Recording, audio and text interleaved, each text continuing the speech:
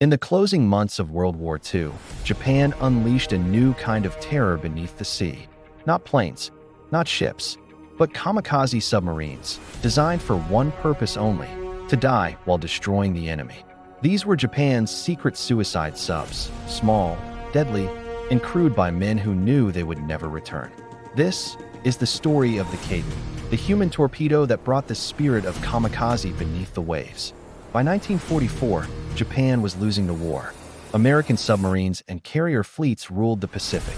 In desperation, Japan's navy turned to a dark solution: the Kaiten, meaning turning of heaven. It was a modified torpedo with a seat for a single pilot, a periscope, steering controls, and enough explosives to destroy an entire warship. Unlike ordinary submarines, the Kaiten had no escape hatch. Once launched, the pilot's mission and life were over. Each Kaiten was nearly 15 meters long, carrying a warhead of 3,000 pounds of explosives. They were launched from large submarines, known as mother subs, which carried up to 6 Kaitens each. Once in the water, the pilot would locate the target through the periscope, aim manually, and drive straight into the hull.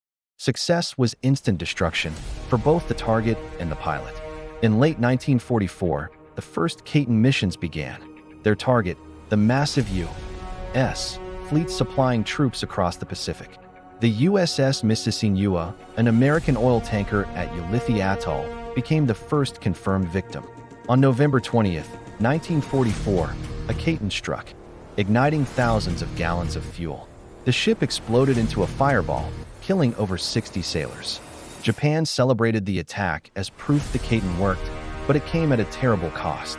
Every pilot involved was gone. Most Kaiten pilots were barely in their 20s, students, engineers, and volunteers driven by a mix of patriotism and pressure. They wrote farewell letters to their families, knowing their bodies would never be recovered. One pilot wrote, "I am honored to die like a thunderbolt, piercing the enemy's heart. My soul will protect Japan forever." To them, this was not suicide. It was sacrifice for the emperor and their homeland. When U.S. Navy intelligence discovered the existence of human torpedoes, panic spread through the fleet. Destroyers began patrolling more aggressively, deploying sonar and depth charges the moment a contact appeared. Many Kaiten never reached their targets, destroyed before they could attack. Others simply malfunctioned, trapping their pilots underwater in a steel coffin. As Japan's defeat loomed in 1945, hundreds of Kaitens were prepared for a massive defense of the homeland. But by then, fuel shortages, poor communication, and Allied air power crippled Japan's ability to launch them. Most never saw combat. The once feared suicide subs ended up rusting in hidden naval bases, reminders of desperation, not victory. After the war, the world learned about the Kaiten program, one of Japan's darkest wartime inventions. Today, memorials across Japan honor the men who gave their lives, not as heroes of destruction, but as victims of a tragic ideology.